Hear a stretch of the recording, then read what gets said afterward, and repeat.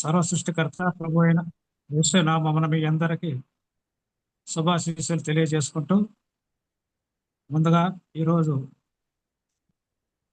ఈ జూమ్ మీట్లో పాల్గొని ప్రభువుని మహిమపరిచేటట్లు వాక్య సందేశం అందించేటట్లు అవకాశం కల్పించినందుకు ఈ కార్యక్రమ నిర్వాహకులు ప్రతి ఒక్కరికి పేరు పేరున నేను హృదయపూర్వక ధన్యవాదాలు తెలియజేసుకుంటున్నాను. మనం శ్రమల కాలంలో ఉన్నాం కాబట్టి శ్రమల గురించి ఒక కీర్తన పాడుకొని తర్వాత వాక్య సందేశంలోకి వెళదాం. నీ రక్తమే నీ రక్తమే నన్ను శుద్ధీకరించున్,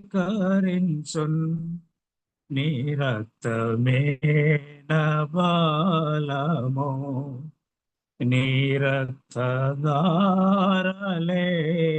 ఇలా పాపికాశ్రయం బీచోను. పరిశుద్ధ తండ్రి పాపిని కడిగి పవిత్ర పరచుము, నీ రక్తమే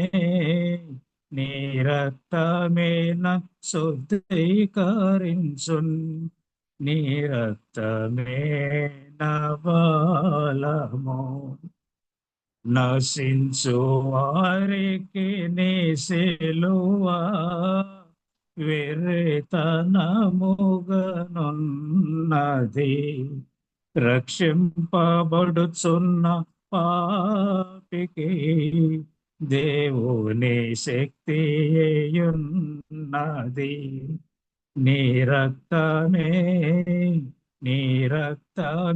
నా శుద్ధీకరించున్, నీ రక్తమే నా బలము. నీ సిల్వలో కార్చినట్టి విలువైన రక్తమోచే పాప విముక్తి చేసితివి, పరిశుద్ధ దేవ తనయుడా. నీ రక్తమే నా శుద్ధీకరించున్, నీ రక్తమే నా బలము. నన్ను వెంబడించు సైతానున్, నన్ను బెదరించు సైతానున్, దునువాడేది నీ రక్తమే, దహించేది నీ రక్తమే, నీ రక్తమే నన్ను శుద్ధీకరించున్, నీ రక్తమే నా బలము. స్తుతి మహిమా ఘనతయు యుగ యుగంబులకును, స్తుతి పాత్ర నీకే చెల్లును, స్తోత్రార్హుడా నీకే తగున్. నీ రక్తమే నా శుద్ధీకరించున్, నీ రక్తమే నా బలము. హల్లెలూయా.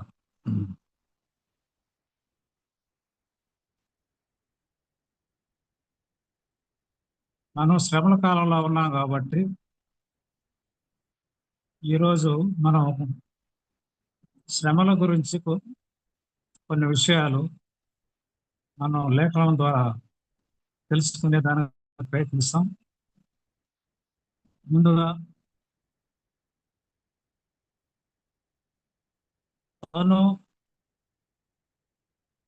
తెలుసుకొని తను పరిశోధించి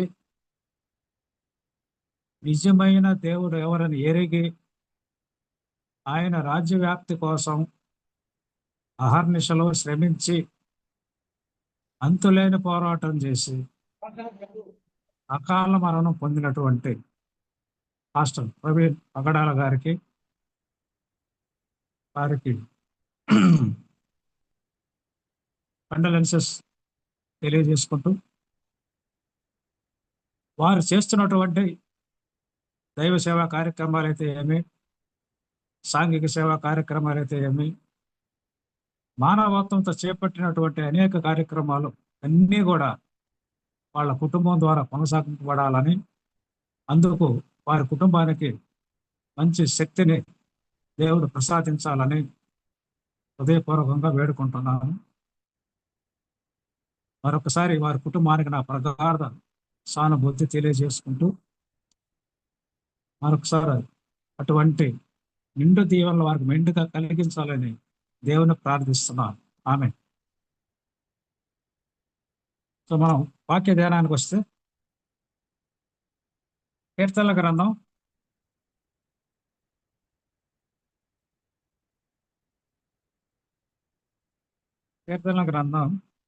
34:19 చూసుకున్నట్లయితే,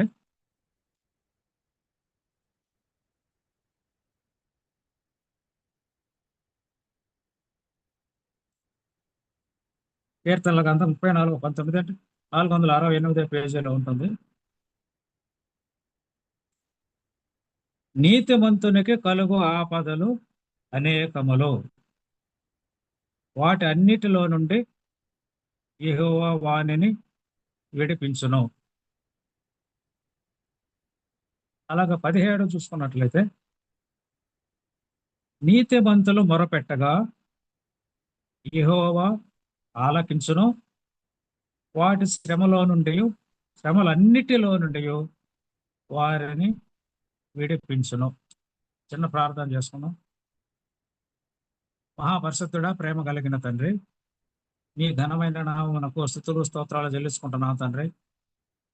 ప్రభా, ఈ దినమందు ప్రభా మీ మహిమను కనపరిచేటట్లు ఈ శ్రమల గురించి వాక్య సందేశం వినిపించేటటువంటి భాగ్యం కలిగించినందుకు వందనాలు స్తోత్రాలు తండ్రి. ఈ జూమ్ మీట్లో పాల్గొని ఎవరెవరైతే ఈ వాక్య సందేశం వింటున్నారో ప్రభా, వారందరిని ప్రభా అవసరాలన్నీ తీర్చి ప్రభా వారందరికి మంచి ఆరోగ్యం ప్రసాదించి ప్రభా వారందరూ ఆత్మీయంగా బలపడేటట్లు ఈరోజు వాక్య సందేశం ద్వారా ప్రభా వారు ఆత్మీయంగా మరింత ఎదిగేటట్లు, వారిలో విశ్వాసం మరింత దృఢపడేటట్లు, ఎన్ని శోధనలు వచ్చినా కూడా తట్టుకునే శక్తి ఇచ్చేటట్లు అనుగ్రహించి ఆశీర్వదించమని, ఈ కార్యక్రమం అంతట్లో ప్రభా మాకు తోడయ్యండి, మమ్మల్ని ఆశీర్వదించి మీకు మహిమకరంగా చేసుకోమని ఘనమైన యేసు నామమున ప్రార్థించాడు వేడుకొంటున్నాను నా పరమ తండ్రి. ఆమెన్. సో శ్రమలు లేని వాళ్ళు ఎవరు ఈ ప్రపంచంలో ఉండరు. సో ఈ శ్రమల గురించి చాలా మందికి శ్రమలు వస్తానే చాలా భయపడిపోతుంటారు, ఆందోళన చెందుతుంటారు. మరీ ముఖ్యంగా మనకి వాక్యంలో చెప్పినట్లు నీతిమంతునికి కలుగు ఆపదలు అనేకం. సో మిగతా వాళ్ళ కంటే కూడా, మిగతా అవిశ్వాసుల కంటే కూడా మనం క్రైస్తవ మార్గంలో ఉన్న వాళ్ళకి ఆపదలు, శోధనలు ఎక్కువగా ఉంటాయి. ఎందుకంటే శోధనల వల్ల మనకి నేను అర్థం చేసుకున్నది ఏంటంటే, శోధన మనకు కలిగినప్పుడు దేవుడు మనకు దగ్గరగా ఉన్నాడు అనేటటువంటి విశ్వాసాన్ని నేను కలిగి ఉన్నాను అనమాట. ఒక శోధన కలిగింది, ఓహో ఈరోజు దేవుడు నా దగ్గరే ఉన్నాడు. ఎందుకంటే నేనేమన్నా విశ్వాసం దూరం అయిపోతున్నానా, లేదా విశ్వాసంలో నేను పటిష్టత కలగలేకపోతున్నానా, నా విశ్వాసాన్ని కొనసాగించుకోలేకపోతున్నానా అనేటటువంటి పరిస్థితి మనకంటే ముందు దేవునికి తెలుసు. సో అటువంటి పరిస్థితుల్లో మనమందరం ఆయన కుమారులం కాబట్టి నా బిడ్డ ఎక్కడ మళ్ళా తప్పిపోతాడేమోనని వస్తున్న శోధన రూపంలో మనకి అవి కలుగు చేస్తుంటాడు. తర్వాత ఆయన మరీ భరించలేనటువంటివి కూడా ఇవన్నీ కూడా తర్వాత వాక్యాల్లో మీకు తెలియజేస్తాను. సో శోధనలు వచ్చినప్పుడు నా మటుకు నేను తెలుసుకున్నది ఏంటంటే, శోధనలు వస్తే ఆనందించాలా. ప్రభు చెప్పినట్టుగా ఎల్లప్పుడూ ఆనందించండి అని. అంటే మనకు మేలు జరిగినప్పుడే కాదు ఆనందించడం, కష్టం వచ్చినా నష్టం వచ్చినా కూడా, సాధక బాధకాలంలో కూడా ఖచ్చితంగా ఆనందించాలి. అప్పుడే మనం నిజమైన క్రైస్తవం. మనం ఎప్పుడైతే కృంగిపోతామో అంటే మనం దేవుని విశ్వసించడం లేదన్నమాట. ఎందుకంటే ఆయన ఇచ్చే ప్రతిది అది ఏదైనా కూడా ఆయన అనుమతి లేకుండా వీళ్ళతో రాదు. ఆయన అనుమతిస్తేనే వస్తాడు కాబట్టి ఆయన ఎప్పుడు మనకి కీడు చేసేటటువంటి మన దేవుడు కాదు అని మనం అందరం తెలుసుకోవాలి. అది ఎటువంటి శోధన అయినా కూడా అటు మన కీడు కలగదు. కీడు కలగనీయడు ఆయన. కాబట్టి మనం అటు వరకు నిరీక్షణ పట్టాల, ఓపిక పట్టాల, విశ్వాసంలో రాటుదేలాలి. కాబట్టి ఇక్కడ శోధనలు అనేకమైనప్పటికీ మళ్ళీ ఏం చెప్తున్నారు ఇక్కడ మనకి దేవుడు? నీతి మనం మొరపెడితే యెహోవా ఆలకిస్తాడు. అంటే శోధనలో మొరపెట్టినప్పుడు వెంటనే మనం మొరపెట్టాలి. శోధనలు వచ్చినప్పుడు మనం ఎక్కువ మంది విశ్వాసం కోల్పోయి ప్రార్థించడం. కొంతమంది తప్పిపోతుంటారు. నాకెందుకు ఇన్ని శ్రమలు వచ్చినాయి? నేను దేవుడిని క్రమం తప్పకుండా మందిరానికి పోతున్నాను కదా, క్రమం తప్పకుండా కానుకలు ఇస్తున్నాను కదా, వాక్య ధ్యానం చేసుకుంటున్నాను కదా, ప్రార్థన చేసుకుంటున్నాను కదా, నాకెందుకు ఇన్ని శ్రమలు అనేటటువంటి కొంతమంది ఆ రకంగా అభిప్రాయం కలుగుతుంటుంది అనమాట. కలిగినప్పుడు ఆటోమేటిక్గా మనకి విశ్వాసం సన్నగిల్లే ప్రమాదం ఉంది. కానీ ఎట్టి పరిస్థితుల్లో మనం విశ్వాసంలో సన్నగిల్లకూడదు. ఎట్టి శోధనలు వచ్చినా కూడా మనకు ఆయన భరించే శక్తి ఇస్తాడని గట్టి నమ్మకం కలిగి ఇంకా మరింత రెట్టింపు ఉత్సాహం విశ్వాసాన్ని పెంపొందింపు చేసుకోవాలి. అదే దేవుడు కోరుకునే దానికోసం ఈ శోధన అనేది మనకు ఖచ్చితంగా పరీక్ష లాంటిది. మన పరీక్షలో పాస్ అవుతామా లేదా, తట్టుకొని నిలబడతామా లేదా అనే దానికి పరీక్ష రూపంలో మనకు వచ్చేదే శోధన. కానీ దాన్ని వేరే విధంగా భావించకూడదని మనకు వాక్యలాగా తెలియజేస్తున్నమాట. సో వారి శ్రమలో అన్నిటిలో నుండి కూడా వారిని విడిపిస్తాడు. చూడండి, ఆపదలు అనేకములైనప్పటికీ అన్నిటిలో నుండి నేను విడిపిస్తానంటున్నాను మనం చెప్తుంది వాక్యం. సో ఖచ్చితంగా దీన్ని బట్టి మనకి ఏమర్థమవుతుందంటే ఇటువంటి శోధనలు వచ్చినా కూడా మనం ఏమి భయపడాల్సిన అవసరం లేదు అనేది. తర్వాత హెబ్రీ పత్రిక 13:12 చూసుకున్నట్లయితే 209వ పేజీలో హెబ్రీ పత్రిక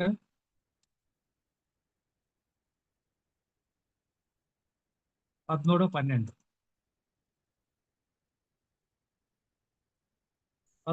ఇక్కడ చూసినప్పుడు ఏమవుతుంది? కావున యేసు కూడా తన స్వరక్తం చేత ప్రజలను పరిశుద్ధపరచుటకై గవిని వెలుపుట శ్రమ పొందేను. చూడండి, యేసు ప్రభు అంతటోడు ఎందుకోసం ఆయన శ్రమలు పొందాడు?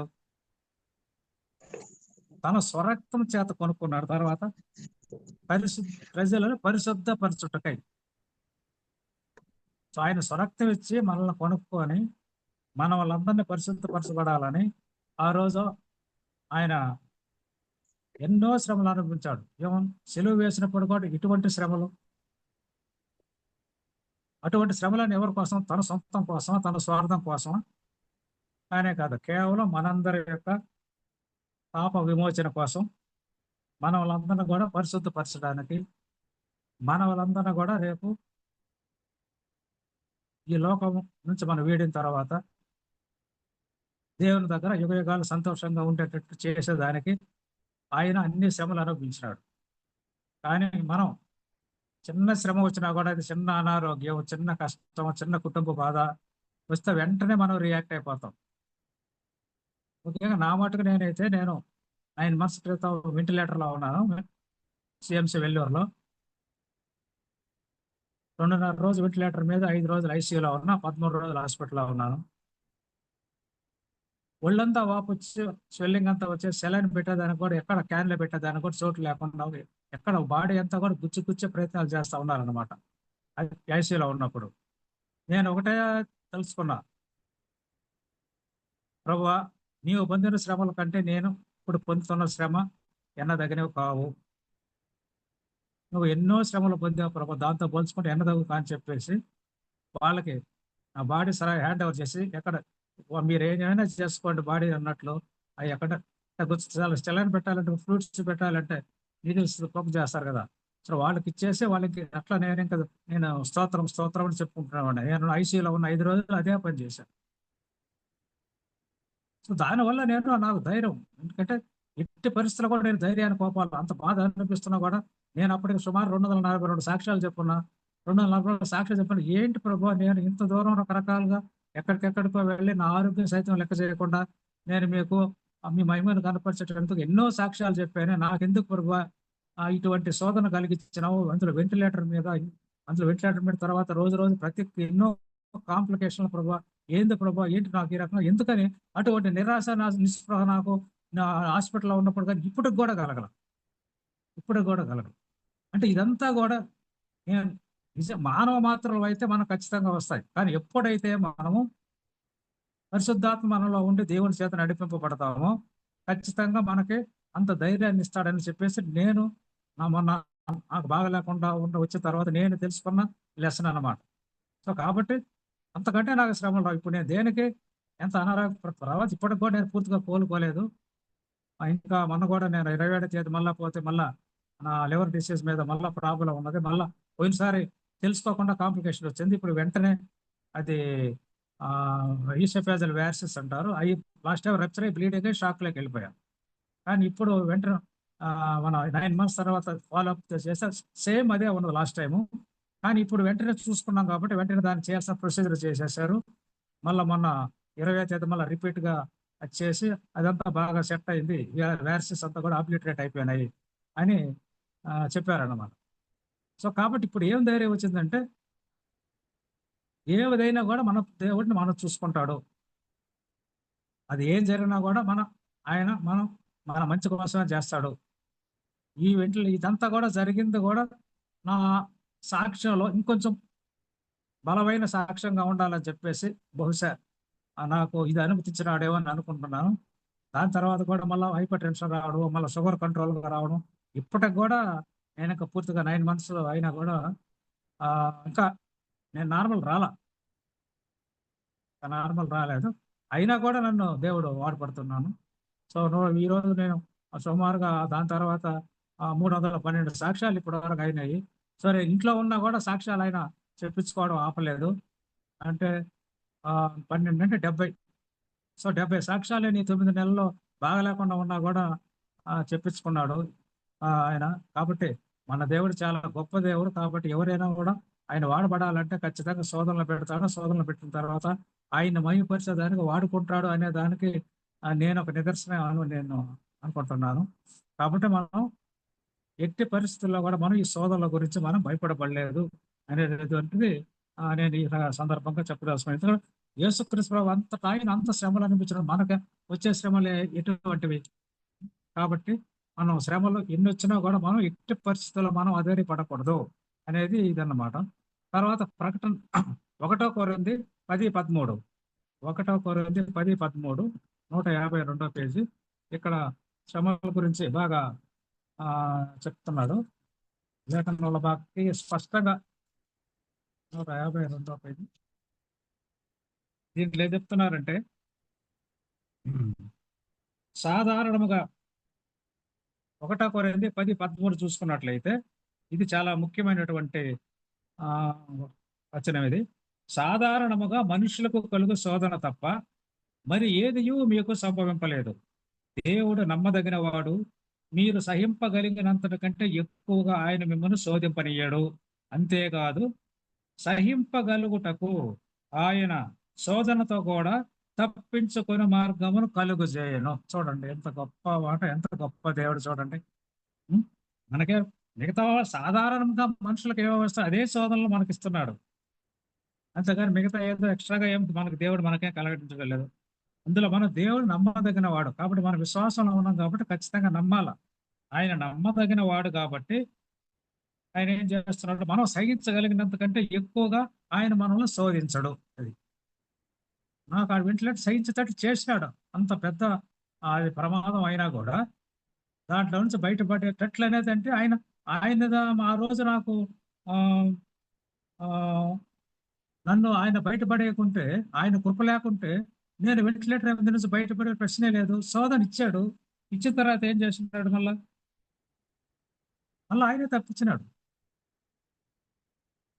సహింపగలిగినంత కంటే ఎక్కువగా ఆయన శోధించడు. తర్వాత సహింపగలుగుటకు ఆయన శోధనతో తప్పించుకునే మార్గం ఇచ్చాడు, మళ్ళీ తప్పించుకునే మార్గం.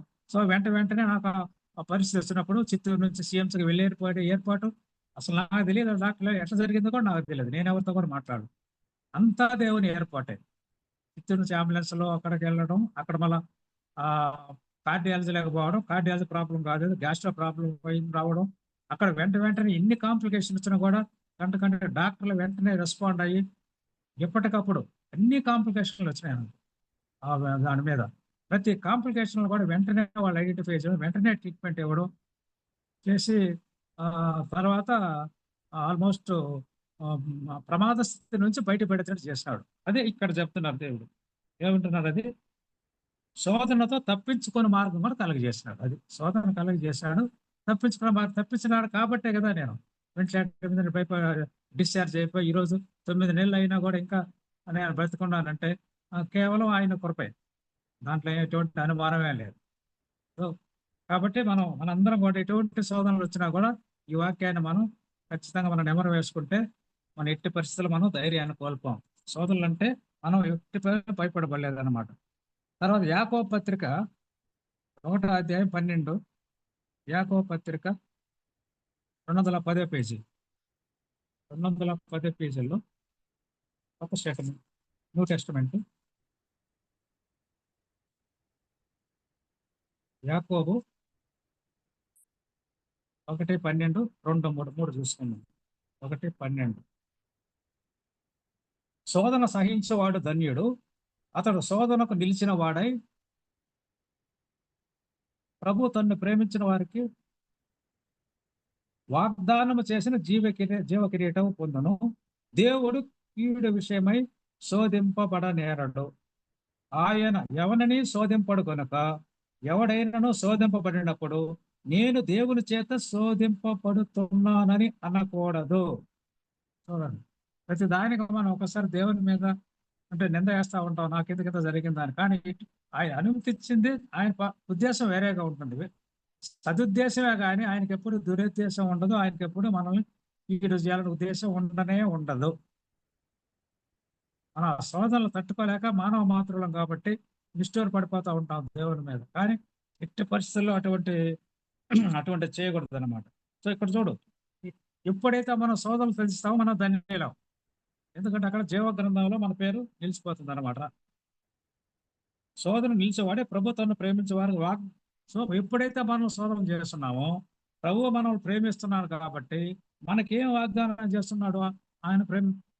ఆయన మనల్ని ప్రేమిస్తే జీవ కిరీటం ఇస్తానని వాగ్దానం చేస్తున్నాడు. సో జీవ కిరీటం మనకి మనం పొందాలంటే ఈ లోకంలో ఉన్నప్పుడు కొన్ని శోధనలు అనుభవించక తప్పదు. ఇవన్నీ అనుభవిస్తేనే మనకి జీవ కిరీటం కానీ, అక్కడ జీవ గ్రంథంలో పేరు ఉండడం కానీ, దేవుని దగ్గర శాశ్వతంగా నివాస గృహం ఉండడం కానీ, ఆయన శాశ్వతంగా యుగాలు సంతోషంగా ఉండడం కానీ, అవన్నీ మనకు కలగాలంటే ఇక్కడ ఈ లోకంలో ఉన్నప్పుడు ఖచ్చితంగా ఆయన అనుమతించడం లేక కొన్ని అనుమతిస్తాడు, కొన్ని మనకేమైనా సొంతంగా తెచ్చుకుంటాం కొన్ని. సో కొన్ని ఆయన అనుమతించినటువంటి శోధనలు మనం అనుభవించాలి, సహించాలి. సో అదే అటువంటి వాళ్ళు ఎవరైతే శోధనలు సహిస్తారో వాళ్ళందరూ ధన్యులు, ఎందుకంటే వాళ్ళు జీవ కిరీటం పొందబోతున్నారు అన్నమాట.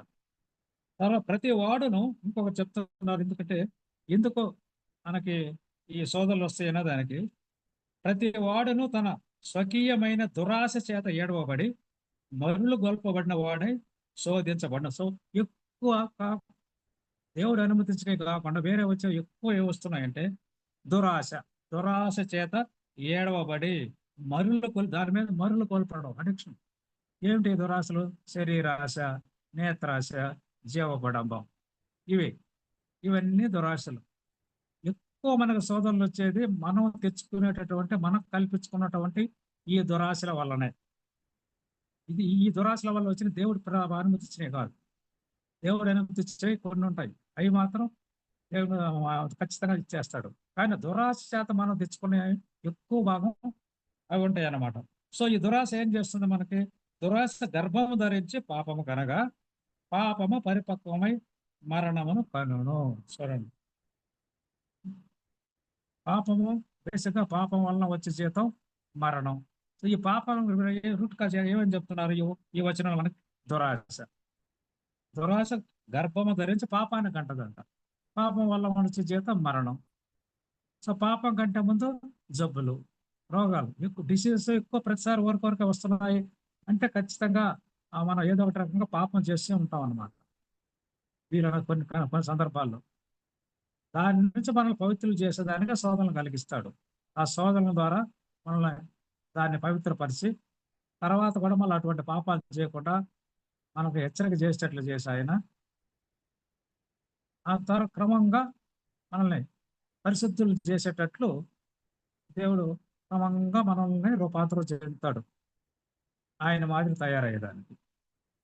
కాబట్టి మనం ఎప్పుడు కూడా శోధనలు వచ్చినప్పుడు ఆ దేవుణ్ణి నిందించకూడదు, నిష్ఠూరపడకూడదు. ఆయన ఇచ్చిన శోధనలో ఖచ్చితంగా ఆయన తట్టుకునేటటువంటి ఇస్తాయి. మా దాన్ని తప్పించుకున్న మార్గం కూడా తెలియజేస్తాడు, చూపిస్తాడు. కానీ ఎట్టి పరిస్థితుల్లో దురాశ కలిగి ఉండకూడదు. ఎందుకు దానికంటే దానివల్ల వచ్చే ఆ దురాశ గర్భం ధరించి పాపం కలుగుతుంది. పాపం వల్ల వచ్చే జీతం మరణం. కాబట్టి ఇది మనం ఖచ్చితంగా కంట్రోల్ చేసుకోవాలన్నమాట. తర్వాత మనం ప్రకటన గ్రంథం 3:5 ప్రకటన గ్రంథం 3:5 చూసినట్లయితే 229 పేజీ. ప్రకటన గ్రంథం 3:5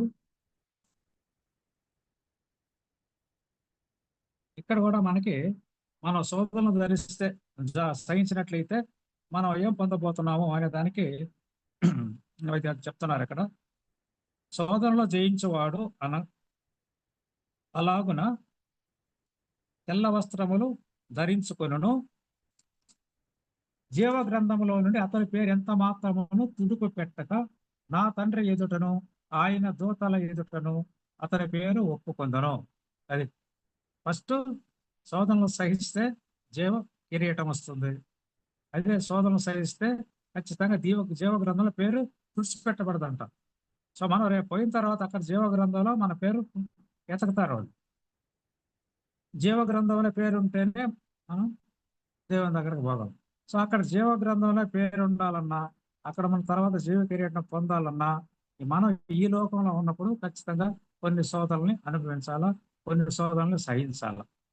సో దానికోసం మనకి శోధనలు, అంతేగాని శోధనలు అని చెప్పేసి మనం భయపడకూడదు అన్నమాట. సో ఈ మనకి ఇక్కడ మన శోధనలు అనిపించడం వల్ల మనకి భవిష్యత్తులో దేవుని దగ్గర ఇవన్నీ బహుమానాలు తర్వాత ఉన్నాయి. కాబట్టి మనం ఎట్టి పరిస్థితుల్లో నిరాశ నిస్పృహ చెందకూడదు శోధనల గురించి. అది ఎటువంటి శోధన అయినా కూడా మనం తట్టుకునేటటువంటి గుండె నింపరం కలిగి ఉండాలా, మంచి ధైర్యం కలిగి ఉండాలా. అంతా దేవుడే చూసుకుంటాడు, ఆయన ఇచ్చినాడు. కాబట్టి ఏ శోధన అయినా కూడా ఆయన తట్టుకునే శక్తి కూడా ఆయన ఇస్తాడనేటువంటి గొప్ప ధైర్యం మనం ఎప్పుడూ కలిగి ఉండాలి. కలిగి ఉంటేనే మనం విశ్వాసం కోల్పోం. ఏమాత్రం మన విశ్వాసంలో మనం సడలిపోయినామంటే ఖచ్చితంగా మనం సైతాన్ ఎంటర్ అయిపోతాడు, మన దేవుని మార్గంలో చేరలేవన్నమాట. తర్వాత మనకి యాకోబు 2:3 చూసుకున్నట్లయితే యాకోబు 1లోనే 2:3 210 పేజీ. యాకోబు 1:2-3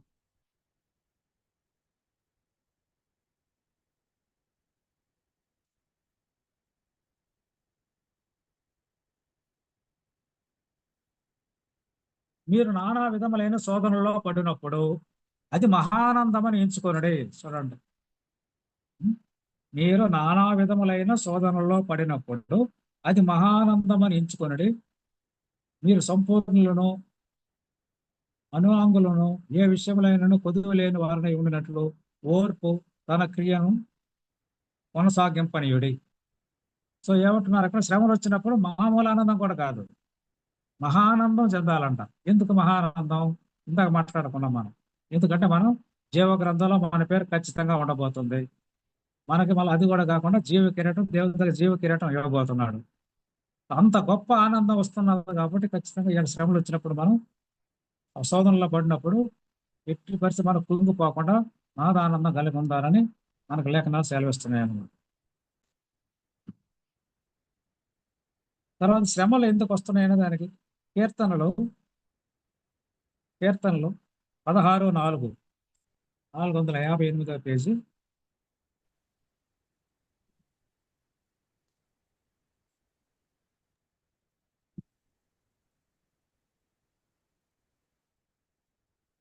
కీర్తనలు 16:4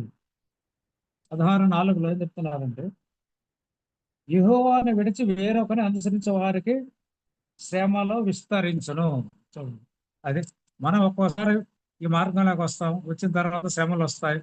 శ్రమలు వచ్చిన తర్వాత మళ్ళా ఈ మార్గంలో ఎందుకని తప్పిపోయి మళ్ళా వెనకాల ఇంతకుముందు ఏవే మార్గాల్లో ఉన్నామో అంటే వేరే దేవుళ్ళని దేవతల్ని కలుస్తాం అన్నమాట.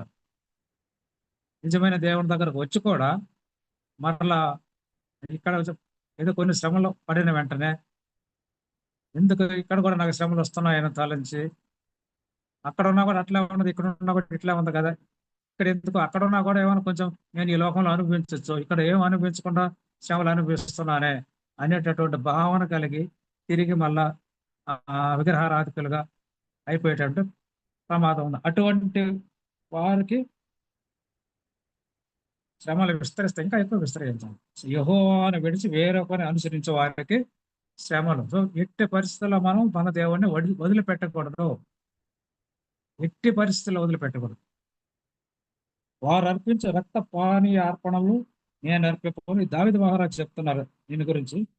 నా పేర్లు వారి పేర్లను పెదవులు ఎత్తాను. వారి పేర్లు కూడా మనం పేదలతో మాట్లాడకూడదు అంట. చూడండి, వారి పేర్లు కూడా ఇతర దేవతల దేవుళ్ళ పేర్లు కూడా మనం మాట్లాడకూడదు అంట.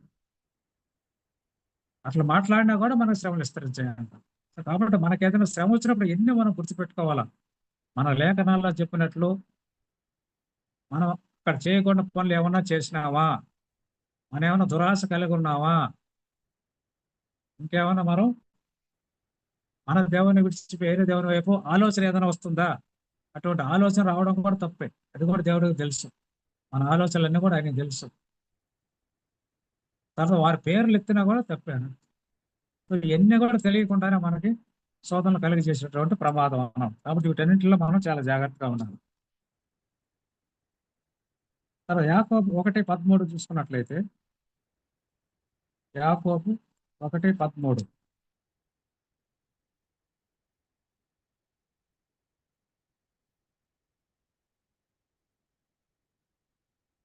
ఇప్పుడు తెలుసుకున్నాం. ఇది ఇప్పుడే మాట్లాడుకున్నాం. ఇది దేవుడు విషయం దాని గురించి. తర్వాత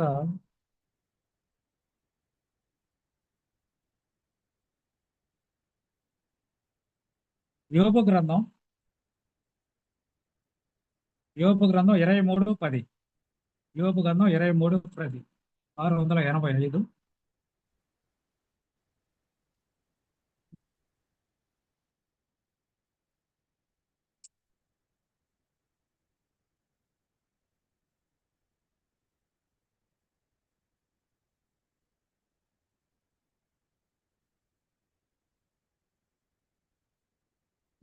యోబు గ్రంథం 23:10.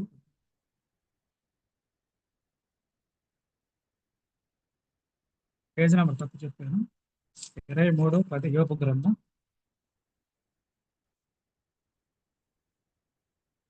నేను నడుచు మార్గం ఆయనకు తెలియను, ఆయన నన్ను శోధించిన తర్వాత నేను సువర్ణము వలె కనపడదును. ఇది ఇక్కడ కూడా శోధనలు ఎందుకు మనం సహించాలనే దానికి నేను నడుచు మార్గం, మన మార్గాలన్నీ ఆయనకు తెలుసు. సో మనం అంతా సౌవ్యంగా మంచి మార్గంలో పోతా ఉంటే ఆయన మనకు చేయాల్సినవన్నీ చేస్తూ ఉంటాడు మంచివి. ఎట్టి పరిస్థితుల్లో మన మార్గంలో కొంచెం తేడా కలగబోతుంది. అటువంటిప్పుడు ఆయనకు మన మార్గాలన్నీ తెలుసు కాబట్టి ఆయన ఎప్పుడైనా కొంచెం మార్గం మనం తప్పుతున్నట్లు అనిపించినప్పుడు నన్ను శోధించిన తర్వాత నేను సువర్ణము వలె కనపడదును. సువర్ణము వలె కనపడదు. సో శోధన తర్వాత ఏమవుతాం, మనం పరిశుద్ధపరచబడతాం. ఇప్పుడు మట్టి నుంచి బంగారం రావాలంటే కొలిమిలో బాగా వేడి చేయబడుతుంది అన్నమాట. సో అలాగే మనం పాపాల నుంచి పరిశుద్ధులుగా తయారు కావాలంటే ఎట్లయితే బంగారం అంత కొలిమిలో కాల్చబడుతుందో అదే రకంగా మనం శ్రమల ద్వారా కాల్చబడాలి. శ్రమల ద్వారా కాల్చబడినప్పుడే మనం సువర్ణంలాగా తయారవుతాం, అంటే పరిశుద్ధంగా తయారవుతాం. ఇట్లా పరిశుద్ధంగా ఉండడమే దేవునికి ఇష్టం. పరిశుద్ధంగా ఉంటేనే కదా మన దేవుని దగ్గర పోగలం. సో కాబట్టి ఇక్కడ శోధనలు వచ్చేది మనల్ని పరిశుద్ధపరచడానికి. ఈ పరిశుద్ధపరచబడిన తర్వాత మళ్ళా అక్కడ మనం జీవ గ్రంథం వల్ల పేరు ఉండడం, మళ్ళీ జీవ కిరీటాలు. ఏదైనా ఇక్కడ ఉన్నప్పుడే మనకు ఏమైనా అవకాశం ఉంది. ఇక్కడ నుంచి వెళ్ళిపోయిన తర్వాత మనం ఏమీ చేసేదానికి అవకాశం లేదు. కాబట్టి వీళ్ళు ఒక్కడే ఉన్నప్పుడే మనం జాగ్రత్తగా ఉండి మన పరిస్థితులను కాపాడుకోవాలన్నమాట. తర్వాత ఎవరికి ఆ నెక్స్ట్ ఎవరికి శ్రమలు వస్తాయి? 771 పేజ్. ఎవరికి శ్రమలు వస్తాయి? అనుకోకు.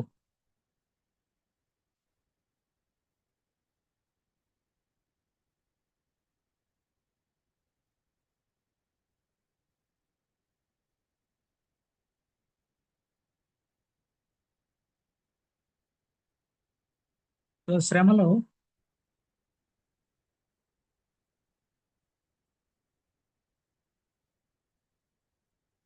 2:6-9. 2:6-9లో శ్రమల గురించి చెప్తున్నాడు. తనది కాని దానిని ఆక్రమించి అభివృద్ధి నొందిన వారికి శ్రమ. చూడండి, మనది కాని దాన్ని వేరే వాళ్ళది ఆక్రమిస్తే ఆక్యుపై చేసుకుంటే దానివల్ల డెవలప్ అయితే శ్రమ. ఇవన్నీ కామన్ గా జరుగుతున్నాయి కదా మనకి ఇక్కడ. తనది కాని దానిని ఆక్రమించి అభివృద్ధి చెందిన వానికి శ్రమ. తాకట్టు సొమ్మును విస్తారముగా పట్టుకునే వానికి శ్రమ. వాడు ఎన్నాళ్ళు నిలిచినని చెప్పుకొనొచ్చు వీరందరూ ఇతరులను బట్టి ఉపమాన రీతిగా అపహాస్యపు సామెత ఎత్తుతారు కదా. తర్వాత వడ్డీకిచ్చువారు హఠాత్తుగా నీ మీద పడుతురు, నిన్ను హింస పెట్టుకోవారు జాగ్రత్తగా వద్దురు. 9 చూసుకున్నట్లయితే తనకు అపాయం రాకుండానట్లు తన నివాసమును బలపరుచుకొని తన ఇంటి వారి కొరకై అన్యాయముగా లాభం సంపాదించుకునే వారికి శ్రమ. అన్యాయంగా లాభం సంపాదిస్తే శ్రమ. గుర్తుపెట్టుకోవాలి. మనం ఎట్టి పరిస్థితుల్లో కూడా మనం చేసే ప్రతి పనిలో కూడా మనకు వచ్చే ఇన్కమ్ లో కూడా అది న్యాయబద్ధంగా ఉందా లేదా, అన్యాయంగా సంపాదిస్తున్నామా లేదా అనేది చూసుకోవాలి. ఎందుకంటే ప్రతిదీ లెక్క. అవన్నీ కూడా ఖచ్చితంగా శ్రమలు కలుగుతాయి తెలియకుండా. ఆ రోజు అనిపించవచ్చు నాకు ఇంత సంపాదించుకున్నాను. ముఖ్యంగా మన దేశంలో ఎక్కువ లంచగొండితనం చాలా కామన్ కదా. అప్పటికేమో డబ్బులు వచ్చినట్లే ఉంటాయి, ఆస్తిపాస్తులు కొనుక్కుంటారు. తర్వాత వారి జీవితంలో అయితే వారి పిల్లల జీవితంలో అయితే ఖచ్చితంగా దాని ప్రభావం ఉంటుంది, ఇది గ్యారంటీ. సో కాబట్టి ఎన్ని మనం దృష్టిలో పెట్టుకొని మనం ఆ ఇటువంటి చేయకుండా ఉంటే వీలైనంత వరకు మనకేమన్నా సోదరులు తెచ్చుకునే పరిస్థితి లేకుండా ఉంటుంది. దేవుడు కల్పించే కొన్ని ఉంటాయి, అవి ఎట్లా ఆయన చూసేసుకుంటాడు. ఆయన మనకై మనంగా శ్రమలు కల్పించుకున్నటువంటి పరిస్థితి తెచ్చుకోకూడదు అన్నమాట. తర్వాత ఇంకా ముగింపు వస్తున్నాను. రోమపత్రిక 5:3. రోమపత్రిక 136 పేజీ. రోమపత్రిక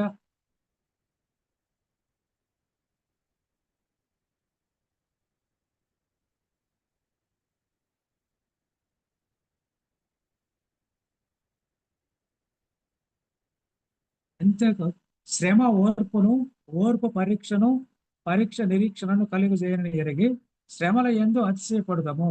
ఎందుకనగా ఈ నిరీక్షణ మనల్ని సిగ్గుపరచదు, మనకు అనుగ్రహింపబడిన పరిశుద్ధాత్మ ద్వారా దేవుని ప్రేమ మన హృదయంలో కుమ్మరింపబడుతున్నది.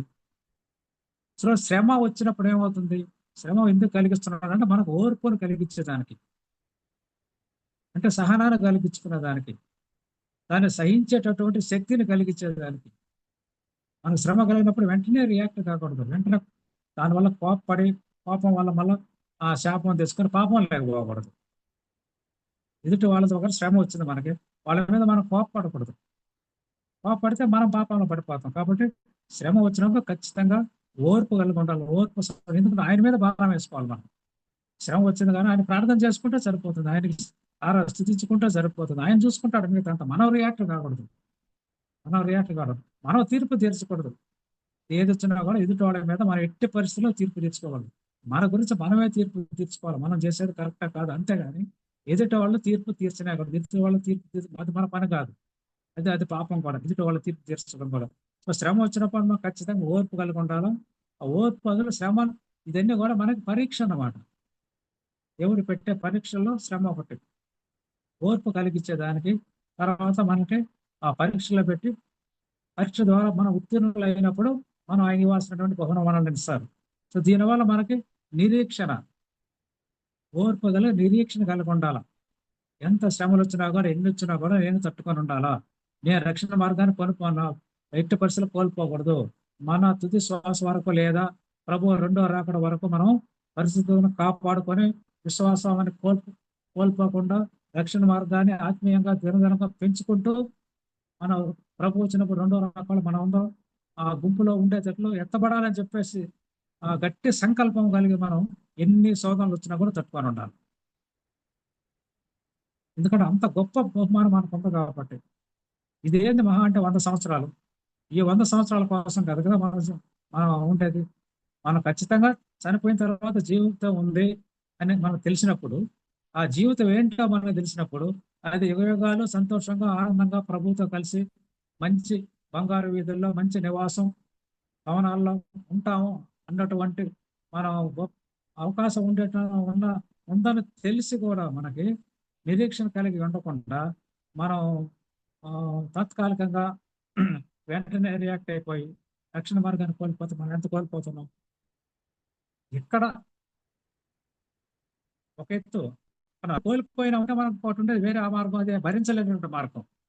సో ఇట్టి పరిస్థితుల్లో మనం అటువంటి మార్గం వైపు పోకుండా ఎన్ని శోధనలు వచ్చినా కూడా తట్టుకొని మన దేవుని మార్గంలో ఉండేటట్టు దేవుని దగ్గర ఉండేటట్లే మనం ఆలోచించుకొని ఎన్ని శ్రమలైనా ఎదుర్కోవాలని చెప్పేసి ఈరోజు మనకి మన దేవుడు హెచ్చరిస్తా ఉన్నాడు అన్నమాట. తర్వాత ఇంకా ముగిచ్చేస్తున్నాను. 8:18 139 పేజీ, రోమ 139 8:18. మన ఎడల ప్రత్యక్షం కాబో మహిమ ఎదుట ఇప్పటి కాలపు శ్రమలు ఎన్నదగినవి కావని ఎంచుతున్నాను. సో ఇదే ఇప్పుడు చెప్పింది అది. సో మనకు బ్రహ్మాండమైన మహిమ దేవుని మహిమపరచడం మనం ఆ, ఆ, మనకు ప్రత్యక్షము కాబో మహిమ ఎదుట ఇప్పటి కాలపు శ్రమలు ఇవి ఎన్నదగినవి కావు. ఈ శ్రమలు అసలు శ్రమలే కాదంట. ఎందుకంటే మనం పొందబోయే మహిమ కంటే ఈడ పొందుతున్నటువంటి శ్రమలు ఎన్నదగినవే కావు. అట్లా అనుకుంటారు మనకి ఏం చూడొచ్చున్నా కూడా.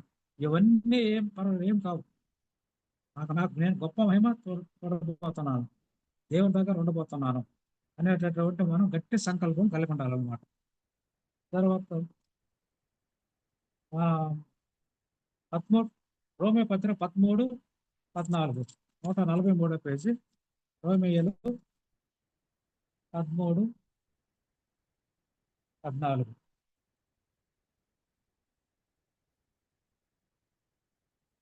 సో 13 సో మనం ఏమేమి చేయకూడదంటే అల్లరితో కూడిన ఆటపాటలైనను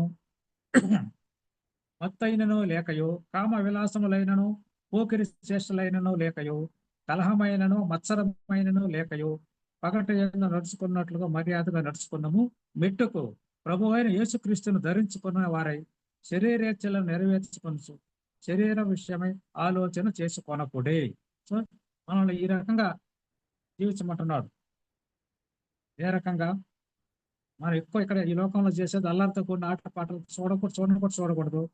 మత్తు పదార్థాలకు అలవాటు పడకూడదు, కామ విలాసాలకు పోకూడదు, జాగ్రత్త వ్యభిచారాలు ఉండకూడదు, పోకిరి చేష్టలు చేయకూడదు, ఎగతాళికైనా వేరే వాళ్ళతో పరిహాసం ఆడకూడదు, దుష్టులకు దూరంగా ఉండాలా. తర్వాత కలహమైన మత్సరం, జలసి, ఒకరి మీద ద్వేషం. సో ఇంకా ఇవన్నీ ఈ లోకంలో ఉన్నప్పుడు సహజం కాబట్టి వాటన్నిటికీ మనం దూరంగా ఉండాలని హెచ్చరిస్తున్నాడు దేవుడు.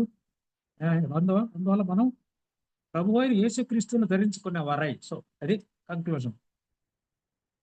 మనం క్రీస్తు మాదిరి రూపాంతరం చెందాల.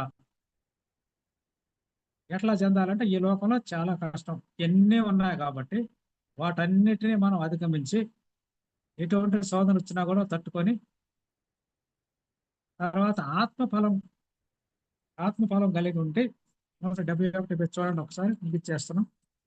ఆత్మఫలం కలిగి ఉండాలి మనం. 171 గలతీ 5:22. ఆత్మఫలం అంటే ఎన్నో ఉంది, 9 ఉంటాయి.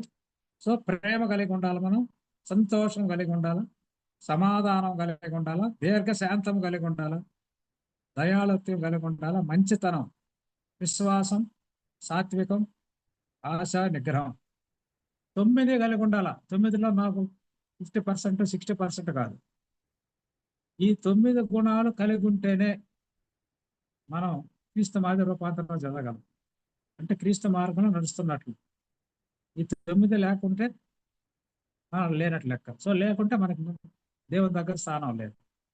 సో కాబట్టి ఖచ్చితంగా మనం ప్రతి ఒక్కరు కూడా ఆత్మఫలం కలిగి ఉండి ప్రతినిత్యం మనం విశ్వాసం కోల్పోకుండా రక్షణ మార్గంలో మనం కంటిన్యూ అవుతూ మన దినదినం ఆత్మీయ ఆత్మీయంగా ఎదుగుదల చేసేట్లా సహవాసం గూగుల్ మీట్లు అయితే క్రమం తప్పకుండా మందిరానికి వెళ్ళడం, వాక్య ధ్యానం చేసుకుంటూ, కుటుంబ ప్రార్థన, వ్యక్తిగత ప్రార్థన చేసుకుంటూ, ప్రతి నిత్యం ఆయన ఆరాధించుకుంటూ, దేవుని మార్గంలో నడిచి మనం అంతా కూడా పరిశుద్ధులుగా జీవించి రేపు ఆ రేపు రెండవ రాకల్లో ప్రభు వచ్చేంత వరకు మనం నిరీక్షణ కలిగి మనం ఆ ఆ గుంపులో ఎత్తబడేందుకు మనంతా సిద్ధపరచుకుంటూ ఇంకా అనేక మందిని మనం సిద్ధపరచాలని మీకు తెలియజేసుకుంటున్నాను. ఇంకా చిన్న ఈ సాక్ష్య ఈ టాపిక్ కి సంబంధించి నా జీవితంలో అప్లై చేసి చెప్పేసి ముగిచ్చేస్తాను 2 నిమిషాల్లోనే. నాకేం శోధనలు కలిగినాయి, నేను మొదటి నుంచి నేను ప్రభువు నెరక్క ముందు ఎరిగిన తర్వాత నేను 6.5 సంవత్సరాలు నేను ప్రభువుని ఎరిగి, అంతకుముందు నేను 63 సంవత్సరాల వరకు నాకు ప్రభు నాకు తెలియదు. వేరే నేను పక్క విగ్రహారాధకుడు, వేరే దేవతల పూజల్లో ఉన్నాను. సో అప్పుడు నాకు నాకు ఏమేమి శోధనలు కలుగ చేసినాడంటే, ప్రాక్టీస్లో నేను బాగా నెల్లూరులో ఉన్నప్పుడు అనుకోకుండా రాజకీయ ప్రవేశం గావించి నాకు నష్టం కలిగేటట్టు చేసినాడు. తర్వాత నా మంచి నేను లీడింగ్ ప్రాక్టీషనర్గా ఉన్నాను అప్పుడు, పీడియాట్రిషియన్ నెల్లూరులో, చిన్నపిల్లల డాక్టర్గా. అటువంటిగా రాజకీయ ప్రవేశం వల్ల ఆ ప్రాక్టీస్ నష్టపోయేటట్టు చేసినాడు. నేను అప్పుడు నా నర్సింగ్ హోమ్ కానీ అన్నీ కూడా ఆ ఫైనాన్స్ తీసుకొచ్చి కట్టినాను. ఆ ఫైనాన్స్ వల్ల కట్టలేకపోయిన వల్ల ఆర్థిక ఇబ్బందులు కలుగ చేస్తున్నాడు. సో రాజకీయ ప్రవేశం ద్వారా వృత్తి దెబ్బతీసినాడు. తర్వాత ఆర్థిక పరిస్థితులు దెబ్బతీసినాడు. తర్వాత మళ్ళీ ఆరోగ్యం కూడా దెబ్బతీసి, ఇవన్నీ కూడా నేను ప్రభువుని ఎరక్కముందు హెచ్చించినాడు, అన్ని చదివించినాడు, మంచి బుద్ధి ఇచ్చినాడు, మళ్ళీ అన్ని ఆస్తిపాస్ కొన్నాం. కానీ మళ్ళీ అవన్నీ వరుసగా హెల్త్ ప్రాబ్లం 29 ఇయర్స్ నుంచి షుగర్ ఇచ్చినాడు. తర్వాత 2007లో బైపాస్ చేసినాడు. అంటే 17 ఇయర్స్ అయింది. అయినా కూడా నాకు ఇప్పుడు తట్టుకునే శక్తి ఇచ్చినాడు. తర్వాత 4 సార్లు అన్న ప్రాణాపాయం నుంచి తప్పించాడు. 3 సార్లు అనారోగ్య పరిస్థితి, ఒకసారి కారు యాక్సిడెంట్. మన వెంటిలేటర్, నేను ప్రభువుని ఎరిగిన తర్వాత నేను కారు ప్రమాదం నుంచి తప్పించబడ్డాం, వెంటిలేటర్ నుంచి బయటపడ్డాం. ఎన్ని శ్రమలైనా కూడా తప్పించాడు అన్నమాట. సార్ మా కుటుంబ పరిస్థితి తీసుకుంటే మా మిస్సెస్కి ఎప్పుడు అనారోగ్యంగానే ఉంటుంది. అది శ్రమ. అంటే నేను పరిచయం చేస్తున్నాను కాబట్టి ఆమెను టార్గెట్గా పెట్టుకుని ఏదో ఒక రకం నేను ఇట్లా గూగుల్ మీట్లో పరిచర్య లేకుండా సాక్ష్యం ఉన్నప్పుడు ఆ రోజు మా కుటుంబ సభ్యులు ఎవరో ఒకరికి ఏదో ఒకటి ఉంటుంది అన్నమాట. అది బాగా లేకుండా రావడం, అంటే నేను చెప్పకుండా చేయాలా అన్నటువంటి పరిస్థితులు చాలా చూశాను అన్నమాట. కానీ నేను అవన్నీ లెక్క చేయాలి, ఎందుకంటే దేవుని కృపను బట్టి నేను ఇప్పటి వరకు ఇన్ని సాక్ష్యాలు చెప్పగలిగాను. మన దాంట్లో కూడా చాలా ఇది నాది, అన్నిటి కలిపి ఇది 78వ సువార్త మెసేజ్ నాది మన దాంట్లో. కానీ మిగతా మా చర్చలు అన్నీ కలిపేసి సో ఇంత ధన్యత కలుగ చేస్తున్నాడు. మా కుటుంబంలో అయితే మా అబ్బాయి వాళ్ళు దూరంగా ఉన్నారు, చేసేటట్టు చేసినాడు ఆయన. 2017లో మా కొడుకు కోడలు మాకు దూరం అయిపోయింది అనుకో కారణం లేకుండా. తర్వాత మా కూతురు, మా ఫస్ట్ అల్లుడు, వాళ్ళిద్దరికి దూరం చేసినాడు. మా చిన్న పాపకి కార్డియాక్ ప్రాబ్లం అనేది, ఆ కార్డియాక్ మయోపతి అనేది అటువంటి సివియర్ హార్ట్ ప్రాబ్లం పెట్టినాడు. ఎన్ని దేవుడు చేసిన శోధనలు అయినా కూడా, ఎన్ని ఉన్నా కూడా, నాకు ఎన్ని హెల్త్ ప్రాబ్లం ఇచ్చినా కూడా నేను ఎట్టి పరిస్థితుల్లో నేను దాని గురించి ఆలోచించుకున్నా. దేవుడు ఆయన పరిశీలన చేసి సువార్త ప్రకటించే సాక్ష్యాలు చెప్పేటటువంటి ధన్యత నాకు కలుగజేసినాడు.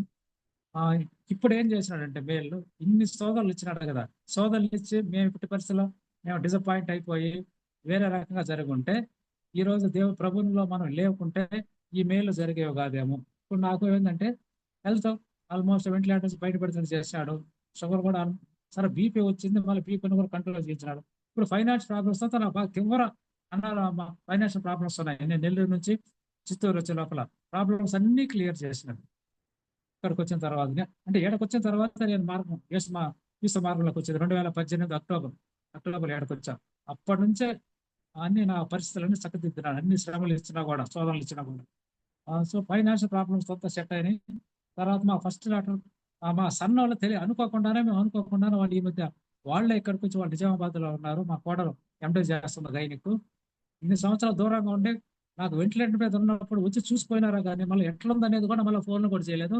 అంతా మా మీద వ్యతిరేకంగా ఉన్నవాళ్ళు వాళ్ళ వచ్చి ఇప్పుడు నిజామాబాద్ని 2 సార్లు వచ్చి ఉండిపోయినారు. ఇప్పుడు కలిసిపోయినారు. మా పెద్ద పాప దూరం అని చెప్పాను, భర్త భార్య వాళ్ళు ఈ మధ్యనే కలిసి దేవుడు కృప చూపించినాడు.